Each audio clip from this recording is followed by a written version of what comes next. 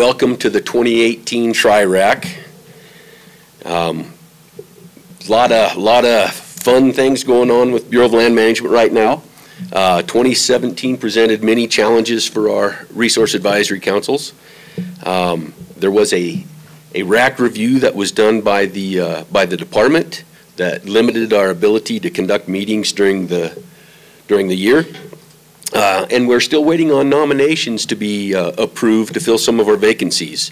We've got a set of nominations that are somewhere between the Department of Interior and the White House. And we have all of our most recent nomination packages are with our BLM headquarters office right now.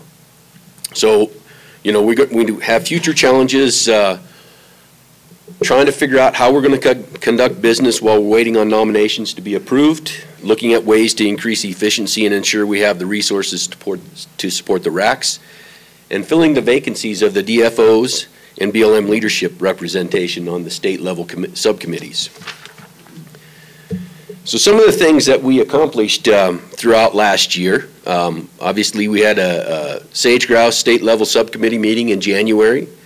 We had a MOSO RAC meeting in March, a Tri-RAC meeting in April, MOSO RAC again in September, Sierra Front RAC meeting in October. We had another sage grouse subcommittee meeting in November. And then here recently we've had the MOSO Planning and Recreation subcommittee meeting in January. So some of the recommendations that came out of the RACs last year, we had a recommendation on the Red Rock fee increase and business plan. The Northeast and Sierra Front signed recommendations on state level sage grouse subcommittee on plan amendments. And then the MOSO sent a letter to the state director to request appointment of members. So I just wanted to continue by highlighting what BLM's vision is. And the vision for BLM is to enhance the quality of life for all citizens through the balanced stewardship of Americans' public lands and resources. Pretty important that vision is, but even more important is our mission. And the mission of the BLM is to sustain the health, diversity, and productivity of the public lands for the use and enjoyment of present and future generations. We manage the public lands for multiple uses, and that is who we are, that is what we do. So I think probably one of the things that we all need to remember, and I try to remind our employees this all the time, but we have an organic act called FLPMA, the Federal Land Management Policy Act of 1976, and in that act, it gives us our marching orders on what we're supposed to do as far as multiple use is concerned. It even identifies the 6 major uses that are the focus areas of the public lands and for management of the public lands. There's a lot of other things that we do, but the 6 major uses that are the primary things we need to focus on first and foremost before we do some of the other things is livestock grazing, it's recreation, it's rights of ways, it's mineral development, it's wildlife habitat, and it's forestry, believe it or not. There is a component of the BLM that does have a big forestry program. BLM Nevada doesn't necessarily have a big one, but we do actually have a lot of vegetation sales regarding firewood and post and pole and that kind of stuff. All right, so another thing that's important to me, and this is, in order for you to know who we are as an agency, you have to understand that this is the set of values that we try to instill in all of our employees. To serve with honesty, integrity, accountability, respect, courage, and a commitment to make a difference. And these things are very important to me, and I believe that they're important to almost all of our employees. Another set of things that we use as markers, if you will, of guidelines for us as we go forward and do our job. And that's our guiding principles, and that's to improve the health and productivity of the land to support the BLM multiple use mission. To cultivate community-based conservation, citizen-centered stewardship, and partnership through consultation, cooperation, and communication. To respect, value, and support our employees, giving them the resources and opportunities to succeed. The last few months, that's been extremely difficult for us. Budgets and things that are out of our control, but again, this is important because for us to be successful in management of the public lands, we need to be able to support our employees. And then lastly, to pursue excellence in business practices, improve accountability to our stakeholders, and deliver better services to our customers. And I guess one of the things that I hope you, the RAC members, understand is these are the things that we need your help with. We need you to help make sure that we're improving the health and productivity of the land to support the BLM multiple use mission. We need your help to ensure that we're looking and finding those ways that we can be excellent in business practices, that we can improve accountability, and we can deliver better services. So, you know, all those things are areas where these RACs can help us, and we rely on you to keep us marching in the right direction. So you're very important to us. This is a list of the administration's priorities. And so some of the things that we're doing to try and ensure that we follow those priorities is we're encouraging environmentally responsible development of energy and minerals on the public lands. We work with our partners to promote multiple use on public lands. We try to ensure effective management of the borderlands in cooperation with the Department of Defense on public land issues. We promote job creation and support working landscapes. And we try to be good neighbors, supporting traditional land uses such as grazing and providing access to hunting, fishing, and other recreational opportunities.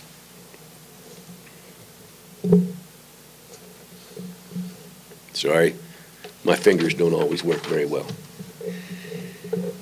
This is a list of some of the Secretary's priorities, and these are important to the Secretary, and they fit with the administration priorities, and you'll see that they fit with the priorities that we've laid out as BLM Nevada priorities. So, creating a conservation stewardship legacy second only to Teddy Roosevelt. Sustainably developing our energy and natural resources. Restoring trust and being a good neighbor. Ensuring sovereignty means something. Increase revenues to support DOI and national interests. Protecting our people and the border. Striking a regulatory balance. Modernizing our infrastructure. Reorganizing DOI for the next 100 years. And achieving our goals and leading our team forward. So again, these are important priorities for the Secretary, and we try to hone in and make sure that we're including those as we move forward, focusing on the actions that we're trying to accomplish on the ground. So in Nevada, we've kind of taken and created taken all those priorities from the administration, from the Secretary, and we've identified 4 areas where all those things can fit into and that we're trying to ensure that we're striving forward with. That's organizational readiness, permitting and compliance, investing in partnerships, and maintaining healthy landscapes. And I think if you reflect back on what those previous 2 slides talked about, everything that the administration has identified and the things that the Secretary has identified fit within these Nevada priorities. So I just want to briefly go over who's who in the BLM. Constantly changing. We're still waiting for a director. But as we start, our national leadership right now is Brian Steed. He's the Deputy Director for Policy and Programs, and he's exercising the authority of the director. So in essence, he's our acting director. Mike Ned is our acting Deputy Director for Operations. That's the senior career position in the Bureau. And this is a list of folks here, and we've gone around and made introductions, and some of these folks are with us today, and some of them aren't. But again, I'm the State Director. Marcy Todd is our Associate State Director. Brian Ami is our Deputy State Director for Minerals. Raul Morales, who's in the back, is our Deputy State Director for Resources. Holly Vinal is our Deputy State Director for Support Services. Paul Peterson is our Fire Management Officer. And Steve Clutter, as he introduced himself earlier, is our Communications Chief. And then again, these folks introduce themselves. Oh, go ahead. These folks introduced themselves earlier, but they're all in the room. Doug Furtado is Battle Mountain. Colleen Doolin is our acting Carson City District Manager. Jill Sylvie is our Elko District Manager. Pete McFadden is our acting Ely District Manager. Our Southern Nevada District Manager is Tim Smith, and Robbie McAvoy is our acting Winnemucca District Manager. So some of the highlights or things that we've been working on as a Bureau in 2017 include outcome-based grazing. In early September, BLM began to solicit demonstration projects that will help the agency develop and implement what are known as outcome-based grazing authorizations. Outcome-based grazing allows livestock operators more flexibility to make livestock use adjustments in response to changing conditions such as drought or wildland fire. These authorizations would be processed much like the current process for renewing a grazing permit, using existing processes for NEPA analysis, consultation, and administrative processes. The demonstration program will provide an opportunity for us to develop partnerships and encourage habitat management on private lands in coordination with the management of public land grazing and greater participation by permittees in collecting monitoring data. BLM will work with ranchers to conduct grazing demonstrations projects using flexible permits to account for changing conditions while helping to improve habitat. So we had a number of projects that were submitted nationally. BLM Nevada had, I forget the number, 4 or 5 that went into the Washington office. We're still waiting on the decisions from the Washington office on how many of Nevada's may or may not be accepted. We hope to get funding for those that are, and for those that weren't selected and funded by the Washington office, we're still going to figure out a way to implement those here in Nevada. For us, that's pretty exciting in the grazing program. But another area that we're working on, currently BLM Nevada is working with several permittees on a national targeted grazing demonstration as an innovative new approach to fire remediation through strategic implementation of grazing on public land allotments. This new approach focuses on intensive grazing in a limited strategic area and has successfully given us a more proactive role in influencing wildland fire behavior. Through the use of strategically placed buffers of reduced fuels, targeted grazing breaks up large expanses of relatively homogeneous fuels that burn uniformly.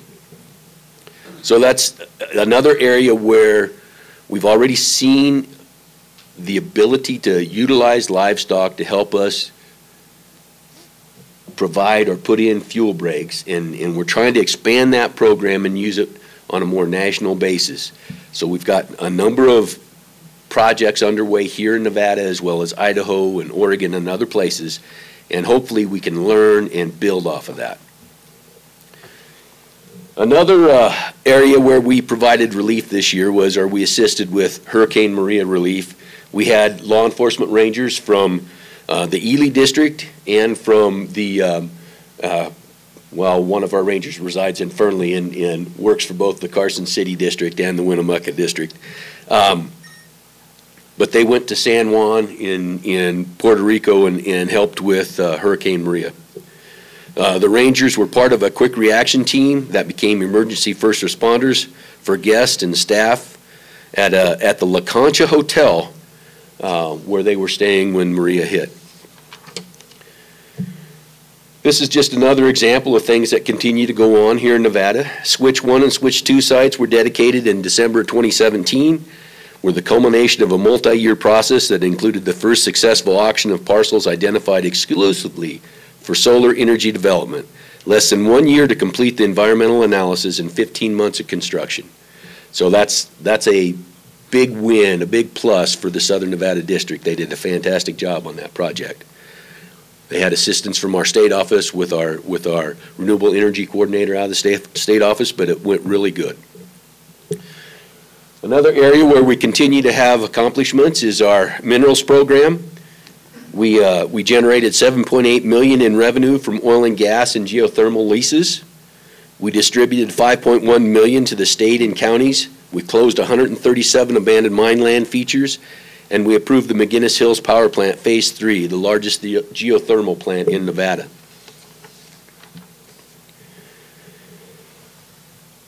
Another area that, of course, we have a subcommittee for this, And I would like to say that we were making huge steps forward, but we are trying to nip around the edges, all right? So in some of the examples of things that we did last year in November, we removed 189 wild horses during the Fox and Lake Range emergency gather due to a wildfire that burned 27,000 acres within the HMA. In December, we removed 117 burros from private lands during the Johnny HMA nuisance gather. Primarily, that was due to safety concerns. The burros have been on State Route 160 and going into the northern part of town of Pahrump, getting onto private lands and causing damage, etc. And then January 22nd, we just closed out the Seaman and White River Herd Area Gather Plan scoping period. The HAs are not designated for wild horses due to insufficient forage and water, but you know, again, there's still horses there, and so we've closed out the scoping period, and we're working on finalizing the NEPA process for that. Earlier in January, the Caliente Complex Herd Management Area Plan scoping period ended. That complex consists of 9 herd areas, again, not designated for wild horses, but we've still got to go through the process so that we can go out, do NEPA on it, so we can go out and try and gather up some of those horses. We're working on the Triple B gather, Ely, Elko. We're looking to remove at least 1,000 horses there and treat some mares as well. Later on this year, we're looking to gather horses off the Owyhee. We've got 800 horses that we're going to be able to remove from there.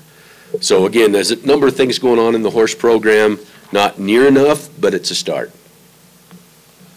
And then some fire stats for 2017. This was the 3rd largest fire season since 1980. The first was in 1999 and the second in 2006. We had heavy resource commitment from all the western states. July activity was light, and Nevada was able to get all the ordered resources. You know, it was light elsewhere, and so our focus was, we were the #1 focus for a while. We had an incident management team in place somewhere in Nevada from July 3rd through August 15th, which is a pretty significant milestone, if you will, if you like to call them milestones. BLM had $44 million in suppression costs last year, and $65 million for all agencies last year. We identified $19.7 million in ESR projects and have received $8 million so far in fiscal year 18. So again, some of the other things that we've got going on as far as the fire program is the districts are working with permittees and evaluating targeted grazing projects. We're looking at proactive options for fiscal year 18, including mowing, pre-positioning resources, and working on roadside fuel breaks. So that's just a few of the things that we've accomplished in fiscal year 17 and started in fiscal year 18. I guess there's always a number of other things to talk about, but those are some of the highlights, and we didn't want to. We've got a resource presentation following me by Raul. He'll talk more in depth about national monuments planning and some of the other resource activities that we have. So I'll take a couple minutes and answer a few questions if Chris lets me. Otherwise, I'll go sit down. Willie. John, what do you see, or what's your thoughts on reorganization of the DOI? I see it, you had a slide there that said for the next 100 years. I wondered if that meant it was going to take 100 years. Well, let's see, who do we have in this room? No, reorganization, that's something the Secretary's made a priority of. We're taking a look at it. I think everybody has read the news, and the Secretary would like to see us go towards regional boundaries for all the DOI agencies. So it's something that we have started to take a look at. Can we make it happen? Will Congress give us a green light? I can't answer that, but I can tell you we will take a look at it. I think it's an interesting concept. It's hard for me to envision BLM being in a regional focus just from the standpoint that our start, I mentioned livestock grazing is one of the 6 primary uses identified in FLTMA. Well, the Taylor Grazing Act kind of set the stage for how we have been organized for a long time. Our grazing districts ultimately are on state boundaries. And so for us to move out of a state boundary focus, if you will, it's going to be a big push. It's going to require changing direction from multiple congressional acts. Can we get there? I don't know. But we've got to look at it because it's something we're being asked to do. I guess there's been some movement, excuse me, in the senior executive service amongst agencies. Has that affected BLM much? We've had some changes. We had 5 BLM senior executives move to other agencies. Couple of them went to Fish and Wildlife Service. One went to Bureau of Rec. One retired, and 3 went to Fish and Wildlife Service. So, are we done with that? I can tell you no. We'll see more movement. I don't know if it'll be between agencies or not, but there will be more movement within the senior executive branch. Yes, sir. Hey, John, can you share your thoughts on the Secretarial Order 3355, which mandates basically EIS is completed from NOI to ROD in 1 year and 150 pages? Can you share the state's director's thoughts on that, and how do we go forward achieving those goals? So some of that I'm hoping Mr. Morales talks about, because that does follow into his planning program. But for my thoughts, it is something, and Dave Pritchett is back here. He's one of our state office planners. But we have to do a better job with NEPA. Can we get to a 12-month process? I don't know. I'm hopeful. But there are policies, mandates, and requirements that make that extremely difficult for us to do the scoping that's required for EISs, all the public outreach, the cooperating agency component of that, the governor's consistency review. All those things really weigh into making that difficult. But by golly, we can shorten what we've been doing. We can be more streamlined. We can tier to other things better. We can incorporate by reference better. There's just a number of things that we can do better, and we don't need to reanalyze constantly the same things that we're doing. So we can do better. Can we get 12 months? I don't know. I'm hopeful, but we will shorten the time span on these things. Yes, sir. I have a question about turnover in positions, leadership, all the way down to staff type positions. Is there any discussion or thought on ways to mitigate that? So we're always looking for ways to ensure that we can do a better job with maintaining the employees once we bring them on. You know, part of it is a all right, some of you don't get mad at me, but there's a generational thing going on here where we have employees that look at life differently than some other people in this room. And that's just a fact of life. And I don't know how you change that. I don't know how you make jobs appealing for people to stay. We have enhancements that we're trying to utilize. We have, it's just difficult to advance people as fast as they believe they should be advanced, put it that way. That said, you know, we are getting some more freedom on our recruitment and our ability to hire at those lower levels, GS 11 and below. We do not have to have any authorities or go back and get any permission to do that. Our supervisor positions, we're still having to go to the department to get approval to advertise and to move forward with recruitment on those. And then our senior leaders, our district managers, we still don't have a green light on going down that road. We've got to go through multiple hoops before we get there. So that's difficult, but it is getting better all the time. I don't know. I don't know how. I don't really have an answer on how we keep a range con in place in Battle Mountain for 15 years. You're dealing with a human base where, again, we hire a range con at a 5, 7, 9, 11. We don't often get them at 5s. Most of the time they start at 7s. But anyway, they go to an 11, they get their journey level grade, and then they're looking for that next job somewhere else because we don't have that next level in Nevada. So they're looking elsewhere to get that next grade. And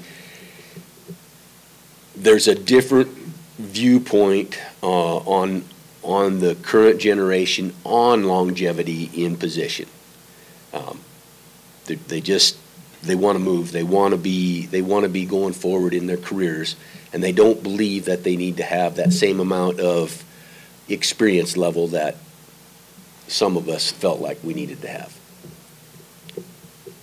Wasn't a very good answer, I don't think, but I tried to dance around it the best I could. Any other questions? Yes, sir. Is there any chance that you might make the interval between going from 7 to 9 and 9 to 11, like 3 years instead of 1 year?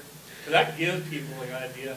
Like originally, if I worked for the BLM, I worked for the Forest Service, and you have very few, at least in the forest I worked for, positions that you can even move, you know, without it being re-advertised. You can't go from a 7 to a 9 unless, you know, because it was only advertised as a 7, or it was only advertised as a 9. And you get that 9, and I've known people that were resource specialists that were 9s their entire career. And you get to the BLM and you go, what? Kids just out of college and they can be an 11 in 3 or 4 years? That's ridiculous. So they get that expectation from the BLM before they even, you know, start out as a 7. Part of that is competitive for us as well, because if we keep a range con at a GS9, then they're going to look to the Forest Service and they're going to go over there and get their 11. That's the competition between agencies. A wildlife biologist with the BLM, if they top out at an 11, they look to the Fish and Wildlife Service to get a 12. I mean, so you have to factor that in as well. When we do those multi-graded positions like a 579 or a 7911, they have to meet criteria to go from the 7 to the 9 and the 9 to the 11. And so, you know, there is an expectation that they meet it. And if they don't, you can hold them at that grade until they do. So that does happen.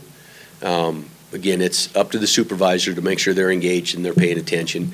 But bottom line is it's a competitive world out there, and people are looking for that next grade.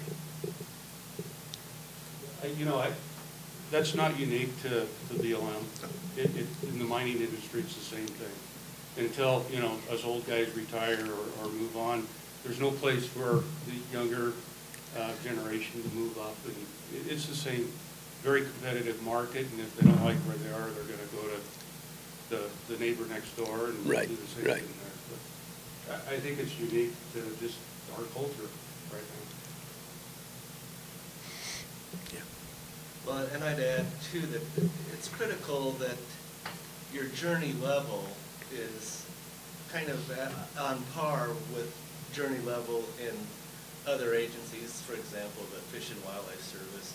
You know, you don't want to have a GS9 sitting at the table arguing or making a case for an action against a GS12, you know, journey level biologist with the Fish and Wildlife Service.